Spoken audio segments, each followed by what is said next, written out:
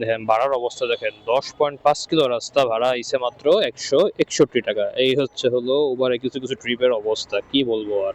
যেটারে খারাপ বললাম সেই খারাপটারই আবার করলাম আমি নিজেই। আর কি বলার বলেন, এই হচ্ছে রাইড শেয়ারের অবস্থা। Thank you, thank you. আসসালামু আলাইকুম everyone, welcome to my YouTube channel and Facebook page Moto Mystery. আপনাদের সকলকে স্বাগতম সম্পূর্ণ নতুন আর একটা ভিডিওতে। আজকে আকাশে অনেক সুন্দর মেঘ। যদি আবহাওয়াটা এরকম থাকে, বৃষ্টি না হয়, তাহলে রাইড শেয়ার করতে অনেক বেশি পরিমাণে মজা আসবে। তবে ভাগ্য আমার বরাবরই খারাপ, কারণ আপনারা সকলেই জানেন যে আমি বাইরে নামলে বৃষ্টি হয়।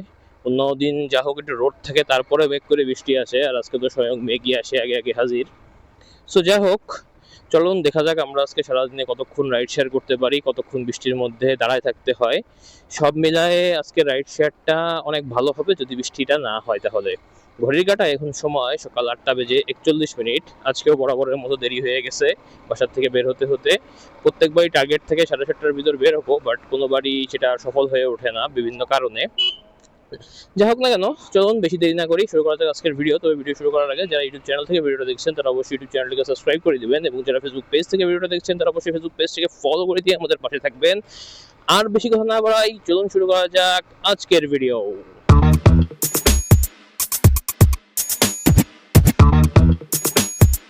যাবেন যেন কোথায় ভাই? যাবেন যেন কোথায়?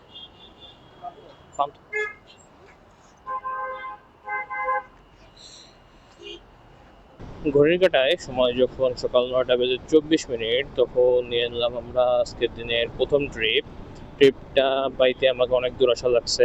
এটা হচ্ছে খিলক্ষেত, কারণ ওই উত্তরার দিকে এখন কোনো ট্রিপ পাচ্ছিলাম না, যেগুলো পাচ্ছিলাম সব হলো ওই কামারপাড়া অথবা গাজীপুর। এখন আর ওইদিকে যাব না, যার কারণে খিলক্ষেতে আসা লাগলো। খিলক্ষেত থেকে একটা ট্রিপ নিলাম পান্থপথের।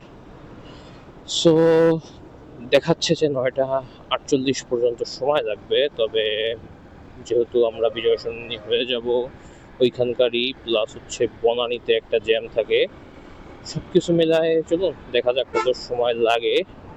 তবে মোস্ট প্রবাবলি 9টা 48 না, একটু বেশি বাঁচতে পারে। 199।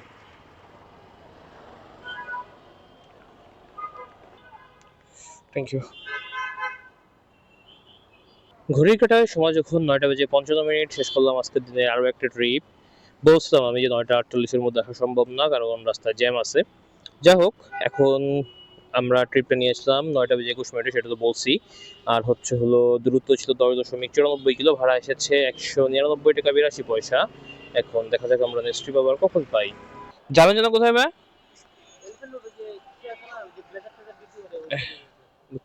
অনেকেই বলে যে ছোট ট্রিপে নাকি লাভ বেশি, তাই নিয়ে নিলাম আজকে একটা ছোট ট্রিপ, মাত্র 1.5 কিলোমিটারের।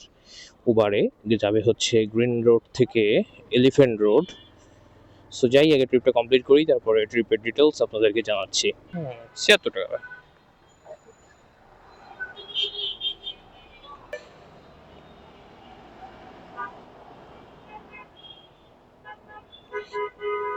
Thank you.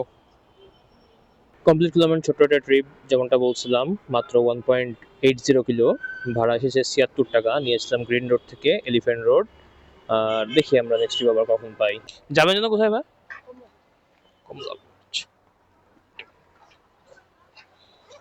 ঘড়ির কাঁটায় এখন সময় 10টা বেজে 27 মিনিট। আর আমি যাচ্ছি হলো কমলাপুর। একটা ট্রিপ নিলাম, এটা হলো সেন্ট্রাল রোড ধানমন্ডি থেকে। আর বাকি ডিটেলস ওইখানে যে আপনাদের সাথে শেয়ার করতেছি। 124।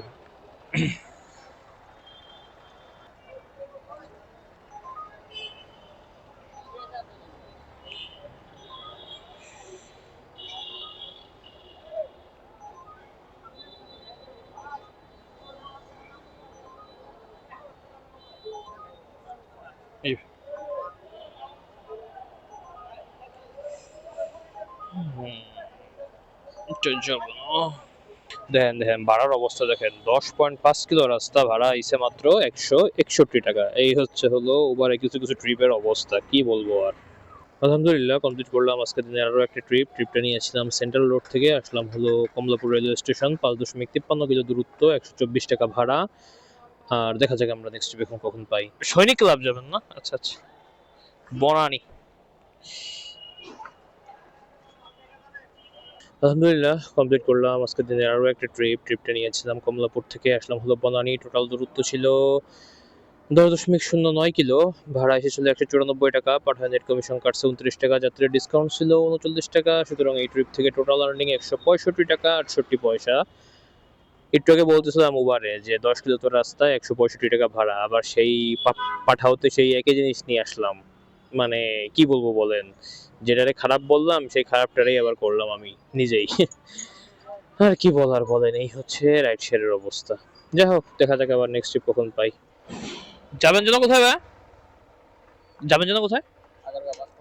হ্যাঁ।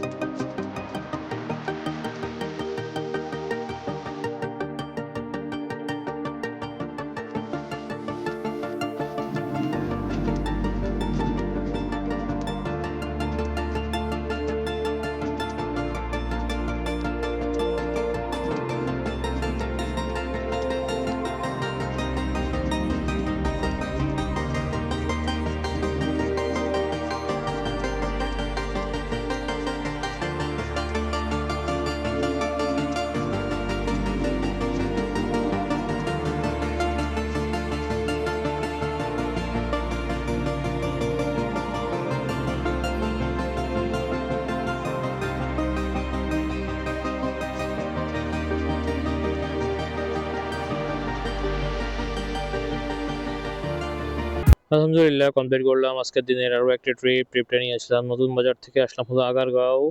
দূরত্ব ছিল 10.60 কিলো, ভাড়া এসেছিল 178 টাকা। এমনিতে লস, তারপরে আবার যাত্রীকে ডিসকাউন্ট দিয়েছে, ডাবল লস। সো সব কিছু মিলে লসময় একটা ট্রিপ ওভারে। এখন কি করার বলেন, ট্রিপ তো নাই। যখন বেরোইছি কিছু না কিছু ট্রিপ তো দেওয়াই লাগবে, যেহেতু আমি শুধু অ্যাপে নিই, রাইড নিই।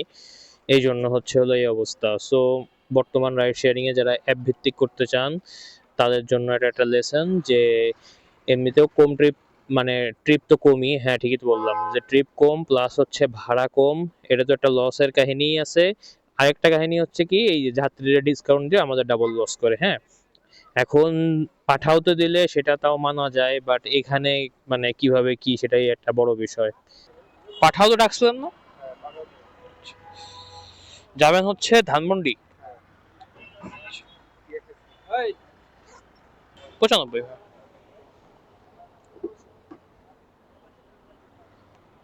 Thank you.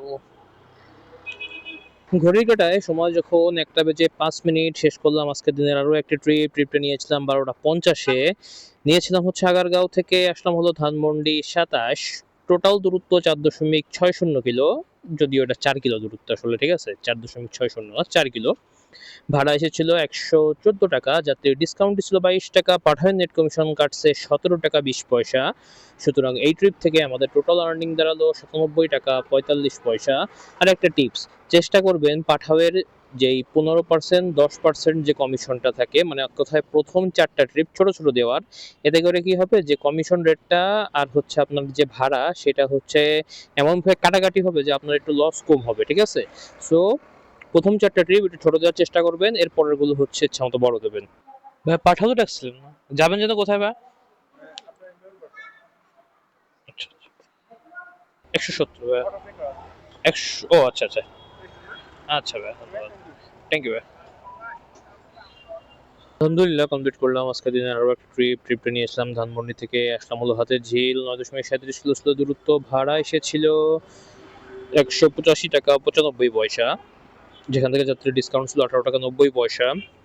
পাঠানোর নেট কমিশন কাটছে 18 টাকা 59 পয়সা। সুতরাং এই ট্রিপ থেকে টোটাল আর্নিং দাঁড়ালো কত, 167 টাকা 36 পয়সা। ঘড়ি কাটা এখন সময় 2টা বেজে 10 মিনিট, আর ট্রিপটা নিয়েছিলাম আমি 1টা বেজে 19 মিনিটে। এখন দেখা যাক আমরা নেক্সট ট্রিপ আবার কখন পাই। আপনি কল করছিলেন ওবারে? যাবেন কোথায় ভাই? জি জি।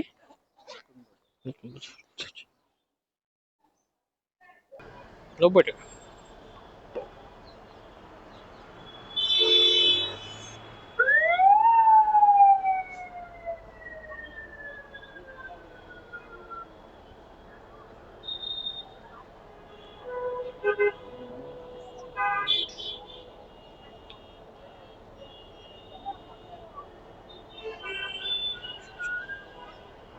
আলহামদুলিল্লাহ কমপ্লিট করলাম আমরা আজকে দিনের আরও একটি ট্রিপটা নিয়েছিলাম হচ্ছে বনশ্রী থেকে আসলাম হলো নতুন বাজার, দূরত্ব ছিল 4.40 কিলো, ভাড়া এসেছে 90 টাকা।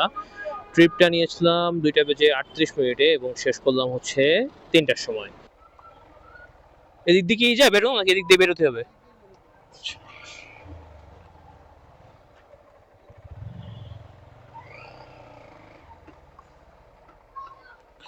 আলহামদুলিল্লাহ কমপ্লিট করলাম আজকের দিনে আরও একটা শর্ট ট্রিপটা নিয়েছিলাম হচ্ছে নতুন বাজার থেকে আসলাম হলো বসুন্ধরা সিটি এরিয়া, 3.76 কিলো ছিল দূরত্ব, ভাড়া এসেছিল 85 টাকা। যাত্রী কোনো ডিসকাউন্ট ছিল না, পাঠানো নেট কমিশন কাটছে 8 টাকা 50 পয়সা। সুতরাং এই ট্রিপ থেকে টোটাল আর্নিং 76 টাকা 50 পয়সা। এখন দেখা যাক আমরা নেক্সট ট্রিপ আবার কখন পাই। ও হ্যাঁ, ট্রিপটা হচ্ছে নিয়েছিলাম 3টা বেজে 1 মিনিটে এবং শেষ করলাম 3টা বেজে 28 মিনিটে। যাবেন জন্য কোথায় ভাই?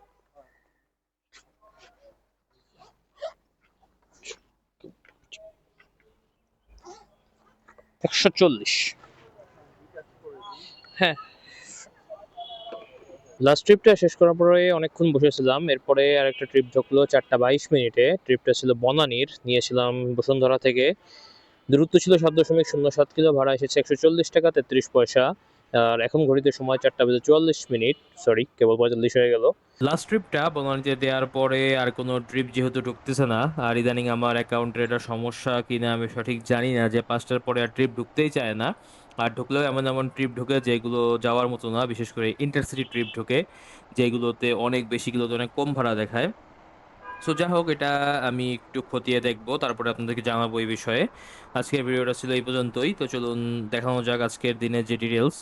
আজকে আমি সারাদিনে বাইক চালিয়েছি 68.16 কিলো, এবং এর বিপরীতে আমার ইনকাম হয়েছে প্রায় 1325 টাকা, পার কিলোতে 19 টাকা 4 পয়সা সামথিং এরকম, যা কিনা বর্তমান তেলের রেট হিসেবে অনেক কম।